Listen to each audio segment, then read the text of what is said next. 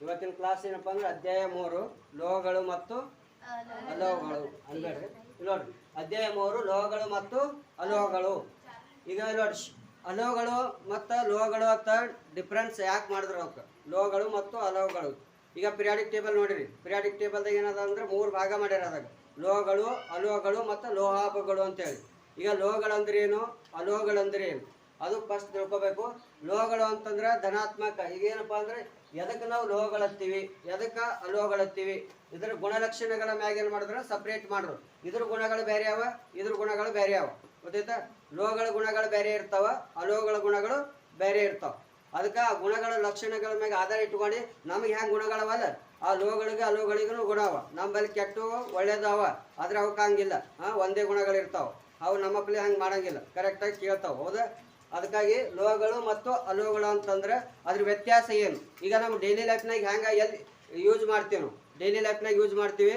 ಪ್ರತಿಯೊಂದು ಅವು ಲೋಹಗಳು ಇಲ್ಲದೆ ನಾವು ಬದುಕೋಕ್ಕೆ ಆಗಲ್ಲ. ಪ್ರತಿಯೊಂದು ಅಡುಗೆ ಮಾಡೋದು ಹಿಡ್ಕೊಂಡು ಮನೆ ಕಟ್ಟೋದು ಹಿಡ್ಕೊಂಡು ಕೇಸಿನ ಪ್ರತಿಯೊಂದು ಎಲ್ಲ ಕಡೆ ಲೋಹಗಳು ಬೇಕೇ.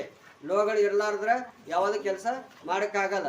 ಅದಕ್ಕೆ ಲೋಹಗಳು ಧಾತುಗಳು ಫಸ್ಟ್ ನೋಡ್ರಿ. ಧಾತುಗಳು ಏನು ಮಾಡ್ಯಾರ ಅಂದ್ರೆ 3 ಭಾಗ ಮಾಡ್ಯಾರ. ಧಾತುಗಳದಾಗ 3 ಭಾಗ ಇವು ಲೋಹಗಳು ಅಲೋಹಗಳು ಮತ್ತು ಲೋಹಾಭಗಳು ಅಂತೇಳಿ. ಟೋಟಲ್ ಧಾತುಗಳು 118 ಅವ. ಧಾತುಗಳು ಎಷ್ಟು ಬಾರಿ? 118 ಅವ. ಆ 118 ಧಾತುಗಳೊಳಗೆ ಇವು ಸಪ್ರೇಟ್ 3. ಈಗ ಲೋಹಗಳು ಅಂದ್ರೆ ಏನು, ಯಾವ ರೀತಿ ಇರ್ತಾವ, ಅದ್ರ ಗುಣಲಕ್ಷಣಗಳು ಭೌತ ಲಕ್ಷಣಗಳು ಮೊದಲು ನೋಡ್ರಿ. ಅದು ಭೌತ ಲಕ್ಷಣಗಳು ಈಗ 2 ವ್ಯತ್ಯಾಸಗಳು ಇಲ್ಲಿ ಬೋರ್ಡ್ ಮೇಲೆ ಬರ್ದೀವಿ ನೋಡ್ರಿ. ಲೋಹಗಳು ಮತ್ತು ಅಲೋಹಗಳು.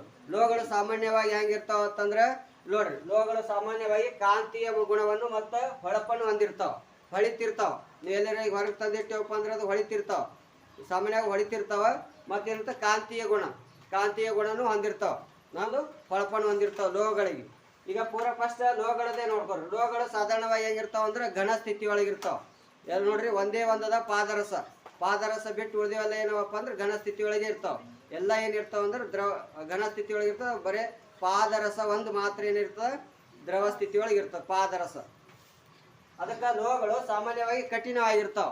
ಲೋಹಗಳು ಹೆಂಗಿರ್ತಾವ ಅಂದ್ರೆ ಕಠಿಣವಾಗಿರ್ತಾವ, ಬಿರ್ಸಿರ್ತಾವ. ಹಿಂಗೆ ಹಿಂಗೆ ಕೈಲಿ ಮುರಿದ್ರೆ ಮುರಿಯಂಗಿಲ್ಲ ಅವು. ಅದಕ್ಕೆ ಕಠಿಣವಾಗಿರ್ತಾವ. ಗೊತ್ತಾಯ್ತಾ? ಮೃದುವಾಗಿರಲ್ಲ. ಮೃದು ಇರೋ ಅಂದ್ರೆ ಅಲೋಹಗಳು ಬರ್ತಾವ.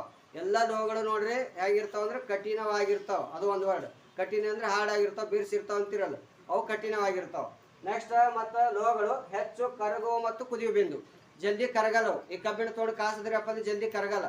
ಈಗ ಅಡುಗೆ ಮಾಡ್ತಿರ್ತಿರಲ್ಲ, ಆ ಅಡುಗೆ ಮಾಡಿದ್ರೆ ಪಟ್ಟನೆ ಕರಗಿಸಿಂದ ಇದ್ರೆ ಆಗಂಗಿಲ್ಲ, ಅದು ನೀರಾಗಲ್ಲ. ಅದಕ್ಕಾಗಿ ಅದು ಜಲ್ದಿ ಕರಗುವ ಬಿಂದು ಇರೋದು ಹೆಚ್ಚಿಗೆ ಇರ್ತದೆ. ಅದು ಕರಗಲ್ಲ. ಎಷ್ಟು ಹೀಟ್ ಮಾಡ್ರೂ ಕರಗಲ್ಲ. ಅದು ಅಂದ್ರೆ ಭಾಳಷ್ಟು ಉಷ್ಣತೆ ಕೊಟ್ಟ ಕರಗುತ್ತದೆ. ಅದ್ರ ಕರಗುವ ಬಿಂದು ಹೆಚ್ಚಿಗೆ ಇರ್ತದೆ, ಜಲ್ದಿ ಕರಗಂಗಿಲ್ಲ. ಕರಗುವ ಬಿಂದು ಮತ್ತು ಕುದಿಯೋ ಬಿಂದು, ಕುದಿಯೋದನ್ನು ಅದನ್ನ ಹೆಚ್ಚಿಗೆ ಇರ್ತದೆ. ಅದಕ್ಕೆ ಯಾವಕ್ಕೆ ಏನಿರ್ತದೆ ಅಡುಗೆ ಮಾಡೋಕ್ಕೆ ಬಳಸ್ತೀವಿ ನಾವು. ಇಲ್ಲ ಕರಗುತ್ತು ಮಾಡ್ತು ಅಂತಂದ್ರೆ ನಾವು ಏನೋ ಎಲ್ಲ ಚೆಲ್ಲಿ ಹೋಗುತ್ತಿತ್ತು ಅದು ಮೊದಲು. ಅದಕ್ಕೆ ಕರಗುವ ಬಿಂದು ಕುದಿಯೋ ಬಿಂದು ಲೋಹಗಳಿಗೆ ಏನದ ಹೆಚ್ಚಿಗೆ ಅದ. ಈಗ ನೆಕ್ಸ್ಟ್ ಅಲೋಹಗಳಿಗೆ ಬರೋರಿ. ಅಲೋಹಗಳದಾಗ ನೋಡ್ರಿ ಇದ್ರಾಗ ಡಿಫ್ರೆನ್ಸ್ ಹೆಂಗೆ ನೆನ್ಪಿಡ್ಬೇಕಂದ್ರೆ ಇದಕ್ಕೆ ಕಂಪೇರ್ ಮಾಡ್ರಿ ಅಂದ್ರೆ ನೆನ್ಪಿರ್ತದೆ ನಿಮಗೆ. ನೆನ್ಪಿಡ್ಬೇಕಾದ್ರೆ ಈ ಕಾಂತೀಯ ಗುಣಗಳು ಹೊಂದೇವ ಮತ್ತು ಹೊಳಪನ್ನು ಹೊಂದೇವ ಅಂತಂದ್ರೆ ಇವು ಅಲೋಹಗಳು ಹೊಳಪನ್ನು ಅಥವಾ ಕಾಂತೀಯ ಗುಣನು ಹೊಂದಿರುವುದಿಲ್ಲ. ಇವು ಹೊಂದೇವ, ಇವು ಹೊಂದಿಲ್ಲ ಅಷ್ಟೇ. ಇದಕ್ಕೆ ಕಾಂತೀಯ ಗುಣದ ಹೊಳಿತಾವ ಅಂತ ಅರ್ಥ. ಇದಕ್ಕೇನಿಲ್ಲ ಅಂತಂದ್ರೆ ಹೊಳಪನೂ ಇಲ್ಲ, ಕಾಂತೀಯ ಗುಣನೂ ಇಲ್ಲ. ಅದಕ್ಕೆ ಅಲೋಹಗಳಿಗೆ. ಇನ್ನೊಂದು ಸೆಕೆಂಡ್ ಪಾಯಿಂಟ್ ಏನಂದ್ರೆ ಅಲೋಹಗಳು ಸಾಧಾರಣವಾಗಿ ಘನನೂ ಇರ್ತಾವ, ದ್ರವನೂ ಇರ್ತಾವ ಮತ್ತು ಅನಿಲ ಸ್ಥಿತಿಯೊಳಗೂ ಇರ್ತಾವ. 3 ಸ್ಥಿತಿಯೊಳಗೆ ಇರ್ತಾವ. ಇದ್ರದ್ದು ಎಕ್ಸೆಪ್ಷನ್ಸ್ ಮುಂದೆ ಬರ್ಸ್ತೀನಿ ಅಂತ. ಅಂದ್ರೆ ಕೆಲವೊಂದು ಏನೋ ಅಂದ್ರೆ ಸಾಧಾರಣವಾಗಿ ಘನ ಯಾವ ಇರ್ತಾವ, ದ್ರವ ಯಾವ ಇರ್ತಾವ, ಅನಿಲ ಯಾವ ಇರ್ತಾವ, 3 ಸ್ಥಿತಿ ಒಳಗಿದ್ದು ಉದಾಹರಣೆ ನೋಡ್ರಿ ಮುಂದೆ ಗೊತ್ತಾಗ್ತದೆ ನಿಮ್ಗೆ. ಈಗ ಲೋಹಗಳು ಸಾಮಾನ್ಯವಾಗಿ ಹೆಂಗಿರ್ತಾವ ಅಂದ್ರೆ ನೋಡ್ರಿ, ಲೋಹಗಳು ಸಾಮಾನ್ಯವಾಗಿ ಇವು ಕಠಿಣವಾಗಿರ್ತಾವ. ಇವು ಹೆಂಗಿರ್ತಾವ ಮೃದುವಾಗಿರ್ತಾವ. ಮುಟ್ಟಿದ್ರೆ ಹಿಂಗೆ ಚಾಪಿಸ್ತಾನೆ ನೋಡ್ರಿ. ಸೋಡಿಯಂ ಅದೆಲ್ಲ ಏನಿರ್ತಕ್ಕೆ ಚಾಕುನಿಂದ ನಾವು ಕಟ್ ಮಾಡ್ಬೋದು, ಅಷ್ಟು ಮೃದುವಾಗಿರ್ತಾವ. ಅಷ್ಟು ಮೃದುವಾಗಿರ್ತಾವ ಇವು ಯಾವ ಅಲೋಹಗಳು. ಈಗ ಅಲೋಹಗಳು ಕಡಿಮೆ ಕರಗುವ ಮತ್ತು ಕುದಿಯುವ ಬಿಂದುವನ್ನು ಹೊಂದ್ಯಾವ. ಅಲೋಹಗಳು ಇವು ನೋಡ್ರಿ, ಲೋಹಗಳ ಒಳಗ ಹೆಚ್ಚಿಗೆ ಕರಗುವ ಬಿಂದು ಕುದಿಯುವ ಬಿಂದು ಅದ. ಅಲೋಹಗಳೊಳಗ ಕಡಿಮೆ ಕರಗುವ ಮತ್ತು ಕುದಿಯುವ ಬಿಂದುವನ್ನು ಹೊಂದಿರ್ತಾವ. ಗೊತ್ತಾಯ್ತಾ? ನೆಕ್ಸ್ಟ್ ಮುಂದಿನ ಬರ್ಕೊರಿ ಗುಣಗಳು. ನೆಕ್ಸ್ಟ್ ಕಂಟಿನ್ಯೂ ಅದ ನೋಡ್ರಿ. ಲೋಹಗಳು ಉಷ್ಣದ ಉತ್ತಮ ವಾಹಕವಾಗಿದೆ. ಲೋಹಗಳಿಗೆ ನೋಡ್ರಿ ಹೀಟ್ ಮಾಡಿದೆವು ಅಂತಂದ್ರೆ ಈಗ ಒಂದು ಸೈಡ್ ಹೀಟ್ ಮಾಡಿದೆವು ಅಂದ್ರೆ ನೆಕ್ಸ್ಟ್ ಈ ಕಡೆನೂ ಹೀಟ್ ಆಗ್ತವೆ. ಹೇಗೆ ನೋಡ್ರಿ, ನೀವು ಅಡುಗೆ ಮಾಡೋ ಬಂದು ಚಮಚೆ ಇತ್ತಂದ್ರೆ ಒಳಗೆ ಇಟ್ಟಿರಪ್ಪ ಅಂತ ಬಳವತ್ತ ಮ್ಯಾಗ್ನ ಹೀಟ್ ಆಗಿರ್ತದೆ, ಪಟ್ಟಿನ ಕಾವಾಗ್ತದೆ. ಈಗ ರೊಟ್ಟಿ ಮಾಡೋ ಮುಂದೆ ಕಡ್ಚಿ ಇಟ್ಟಿರ್ತಿರಲ್ಲ ಅದು ತೆಗೆ ಮುಂದೆ ನೋಡ್ರಿ ಒಂದು ಮ್ಯಾಗ ಇಟ್ಟಿರಪ್ಪ ಅಂದ್ರೆ ಈ ಕಣ್ಣು ಹಂಗೆ ಬಳೋತ್ ಇಟ್ರಿ ಅಂದ್ರೆ ಹೀಟ್ ಈ ಕಡೆ ಬಿ ಟ್ರಾನ್ಸ್ಫರ್ ಆಗ್ತದೆ ಅಂದ್ರೆ ವಾಹಕ ಅಂದ್ರೆ ಹರಿದು ಬಿಡೋದು ಅಂತ ಅರ್ಥ. ಈಗ ಇಲ್ಲಿ ಕಾವು ಮಾಡ್ರು ಇಲ್ಲಿ ಎಲ್ಲ ಇಲ್ಲಿ ಇರ್ತಕ್ಕಂಥ ಅಣುಗಳು ಏನು ಮಾಡ್ತಾವೆ ಒಂದಕ್ಕೊಂದು ಇದು ಹೀಟ್ ಆದ ಬಳಿಕ ಮುಂದಿನಕ್ಕೆ ಏನು ಮಾಡ್ತದೆ ಅದಕ್ಕೆ ಹೀಟ್ ಮಾಡ್ತದೆ ಮತ್ತು ಮುಂದಿನ ಹೀಟ್ ಹಂಗೆ ಒಂದಕ್ಕೊಂದೊಂದು ಹೀಟ್ ಹಾಕೋತ್ ಹೋಗ್ತಿರ್ತದೆ ಹೀಟ್ ಟ್ರಾನ್ಸ್ಫರ್ ಆಗ್ತದೆ ಅದಕ್ಕೆ ವಾಹಕ ಅಂತೀವಿ ನಾವು. ವಾಹಕ ಅಂದ್ರೆ ಏನು ಹರಿದು ಬಿಡೋದಕ್ಕೆ ನಾವು ವಾಹಕ ಅಂತೀವಿ. ಅದು ಉಷ್ಣದ ಉತ್ತಮ ವಾಹಕ ಅಂತ ಕರಿತೀವಿ. ಲೋಹಗಳು ಉಷ್ಣದ ಉತ್ತಮ ವಾಹಕವಾಗ್ಯಾವ ಅದಕ್ಕೆ ನಾವು ಅಡುಗೆ ಮಾಡಕ್ಕೆ ಅವು ಬಳಸ್ತೀವಿ ಉತ್ತಮ ವಾಹಕ ಅಂತೇಳಿ. ನೆಕ್ಸ್ಟ್ ಲೋಹಗಳು ವಿದ್ಯುತ್ನ ಉತ್ತಮ ವಾಹಕಗಳು. ನೋಡ್ರಿ ವಿದ್ಯುತ್ ಹರಿತಿದಿಲ್ಲ ಚೆಕ್ ಮಾಡಬೇಕು. ಈಗ ನೋಡ್ರಿ ಈಗ ತಾಮ್ರ ತಂತಿ ಅದಲ್ಲ ಈಗ ಕರೆಂಟ್ ನೋಡ್ರಿ ಈಗ ಬಳಸೋದೆಲ್ಲ ಕರೆಂಟ್ ಎಲ್ಲ ತಾಮ್ರ ತಂತಿ ಅವು ತಂತಿ ಎಲ್ಲ ಇರೋವು ಎಲ್ಲ ಅಂದ್ರೆ ಏನು ಅವು ಲೋಹಗಳೇ ಇವ. ಲೋಹಗಳ ಒಳಗೆ ಏನಾಗ್ತದ ವಿದ್ಯುತ್ ಹರಿತದ ತಿಳ್ಕೊಬೇಕು. ಏನಾಗ್ತದ ವಿದ್ಯುತ್ ಹರಿತದ ಲೋಹಗಳ ಒಳಗೆ. ಅದಕ್ಕೆ ವಿದ್ಯುತ್ನ ಉತ್ತಮ ವಾಹಕ. ವಿದ್ಯುತ್ ಹರಿದು ಬಿಡ್ತಾವಲ್ಲ ಅದಕ್ಕೆ ಉತ್ತಮ ವಾಹಕಗಳವು. ಈಗ ಅದಕ್ಕೆ ಬೆಳ್ಳಿ ಬೆಳೆಸ್ತೀವಿ.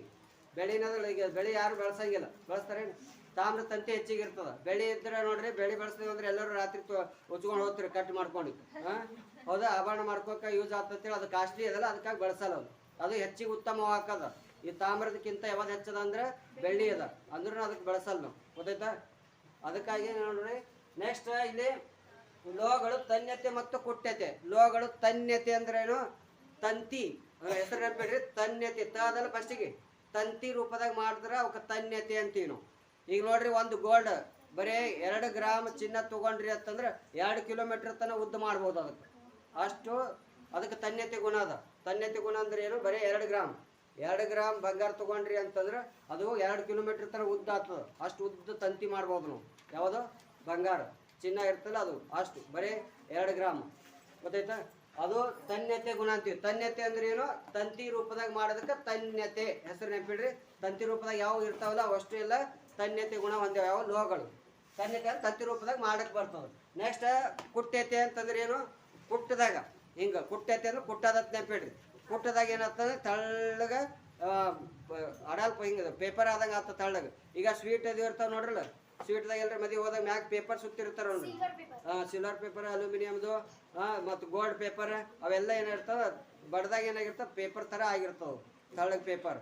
ಅದಕ್ಕೆ ಕುಟ್ಯತೆ ಅಂತೀವಿ. ಕುಟ್ಯತೆ ಅಂದ್ರೆ ಏನು? ಬಡ್ದಾಗ ತಳ್ಳಗಾಗೋದು ಪೇಪರ್ ಥರ ಆಗೋದು. ಗೊತ್ತಾಯ್ತಾ? ಕುಟ್ಯತೆ ಅದ್ರ ತಗಡದ ಥರ ಆಗೋದು. ತಗಡ ಹೆಂಗಿರ್ತದೆ ಆ ಥರ ಇದ್ದು ಎಲ್ಲ ಅವಕ್ಕೆ ಏನಂತೀವಿ? ಕುಟ್ಯತೆ ಅಂತೀವಿ. ನೆಕ್ಸ್ಟ್ ಶಬ್ದಗಳು. ಶಬ್ದ ಮಾಡ್ತಾವೆ ಇಲ್ಲಿ ನೋಡ್ರಿ. ಯಾವುದೇ ಈಗ ಏನು ಮಾಡಿದೆ ಒಂದು ಸ್ಕೂಲ್ ಬೆಲ್ಲದ ನೋಡ್ರಿಲ್ಲ ಅದು ಕೊಡದಾಗ ಏನು ಮಾಡ್ತಾವೆ? ಸೌಂಡ್ ಮಾಡ್ತದೆ. ಯಾವ ಸೌಂಡ್ ಮಾಡ್ತಾವಕ್ಕೆ ಅಂತ ಶಬ್ದ ಅನ್ನೋ ಗುಣವನ್ನು ಹೊಂದಿವೆ. ಶಬ್ದ ಮಾಡ್ತಾವೆ. ಎಲ್ಲ ಲೋಹಗಳು ಏನು ಮಾಡ್ತಾವೆ? ಶಬ್ದ ಮಾಡ್ತಾವೆ. ಗೊತ್ತಾಯ್ತಾ? ಲೋಹಗಳು ಚೆಕ್ ಮಾಡ್ಬೋದು. ಯಾವ ಬಡಿದ ಕಿಸಿಂದ ನೋಡಿದಾಗ ಸೌಂಡ್ ಮಾಡ್ತಿರ್ತಾವೆ ಅವಕ್ಕೆಲ್ಲ ಏನು ಮಾಡೋದು? ಶಬ್ದ ಮಾಡ್ತಕ್ಕಂಥ ಯಾವ ಲೋಹಗಳು. ಈಗ ನೆಕ್ಸ್ಟ್ ಅಲೋಹಗಳು ನೋಡ್ರಿ. ಅಲೋಹಗಳು ಉಷ್ಣದ ದುರ್ಬಲ ವಾಹಕವಾಗಿದೆ. ಅಲೋಹಗಳು ಉಷ್ಣವನ್ನು ಹರಿದು ಬಿಡಲ್ಲ. ಗೊತ್ತಾಯ್ತಾ? ಅಲೋಹಗಳು ಈಗ ಅದು ಎಷ್ಟು ಹೀಟ್ ಮಾಡ್ರೂ ಮುಂದಕ್ಕೆ ಕಾವಾಗಲ್ಲ, ಹೀಟ್ ಆಗಲ್ಲ. ಅದಕ್ಕೆ ಈ ಕಡೆ ಇದ್ದಿದ್ದು ಹೀಟ್ ಈ ಕಡೆ ಮತ್ತೊಂದು ಕಡೆ ಟ್ರಾನ್ಸ್ಫರ್ ಮಾಡಿ ಬಿಡಲ್ಲ. ಅದಕ್ಕೆ ಏನಂತೀವಿ? ಉಷ್ಣದ ಇದು ದುರ್ಬಲ ಉತ್ತಮ ಇಲ್ಲ. ಯಾವ ಅಲೋಹಗಳು ಉಷ್ಣದ ದುರ್ಬಲ ವಾಹಕವ. ಮತ್ತು ಅಲೋಹಗಳು ವಿದ್ಯುತ್ ದುರ್ಬಲ. ವಿದ್ಯುತ್ನ ಹರಿಯಂಗಿಲ್ಲ. ಕೆಲವೊಂದು ಹರಿತಾವ ಕೆಲವೊಂದು ಇಲ್ಲ. ಅವು ಮುಂದೆ ಯಾವ ಕೆಲವೊಂದು ಅವ ಎಕ್ಸ್ಪೆನ್ಸಿವ್ ಗ್ರಾಫೈಟ್ ಪೆನ್ಸಿಲ್ ನೋಡ್ರಿಲ್ಲ, ಗ್ರಾಫೈಟ್ ಅದು ಅಲೋ ಅದ. ಆ ಗ್ರಾಫೈಟ್ ಅಂದ್ರೂ ಪೆನ್ಸಿಲ್ ಒಳಗೇನು ಅರ್ಥ ವಿದ್ಯುತ್ ಹರಿತದ. ಅದು ಕೆಲವೊಂದು ಅವ ಕೆಲವೊಂದು ಇಲ್ಲ ಇದ್ರಾಗ. ಅದಕ್ಕೆ ಅಲೋಹಗಳು ವಿದ್ಯುತ್ ದುರ್ಬಲ ವಾಹಕವಾಗಿದೆ. ಈಗ ಅಲೋಹಗಳು ತನ್ಯತೆ ಮತ್ತು ಕುಟ್ಯತೆ ಗುಣಗಳನ್ನು ಹೊಂದಿಲ್ಲ. ಇವು ತನ್ಯತೆ ಅಂದ್ರೆ ತಂತಿ ರೂಪದಾಗ ಮಾಡೋಕ್ಕೆ ಬರಲ್ಲ ಯಾವ ಅಲೋಹಗಳು. ಕುಟ್ಯತೆ ಅಂದ್ರೆ ಬಡದಾಗ ತಳ್ಳಗ ಆಗಲ್ಲ, ತಗಡ ಥರ ಆಗಲ್ಲ. ಅದಕ್ಕೆ ಕುಟ್ಯತೆ ಅಂತೀವಿ. ಅಲೋಹಗಳು ಗುಣ ಏನು? ಶಬ್ದ ಮಾಡಲ್ಲ. ಬಡದಾಗ ಎಷ್ಟು ಬಡದ್ರೂ ಅವು ಸೌಂಡ್ ಮಾಡಂಗಿಲ್ಲ. ಸೌಂಡ್ ಮಾಡಲಾರ್ದು ಇದ್ದು ಅಂದ್ರೆ ಅವು ಅಲೋಹಗಳು ಅಂತ ಕರಿತೀವಿ. ಇವತ್ತಿನ ಕ್ಲಾಸ್ ಏನಪ್ಪ ಅಂದ್ರೆ ಲೋಹ ಮತ್ತು ಅಲೋಹಗಳ ಭೌತ ಲಕ್ಷಣಗಳು ಅಥವಾ ಭೌತ ಗುಣಗಳು ಮುಗಿತೀವತ್ತ. ಮುಂದಿನ ಕ್ಲಾಸ್ನಾಗ ರಾಸಾಯನಿಕ ಲಕ್ಷಣಗಳು ನೋಡೋಣ.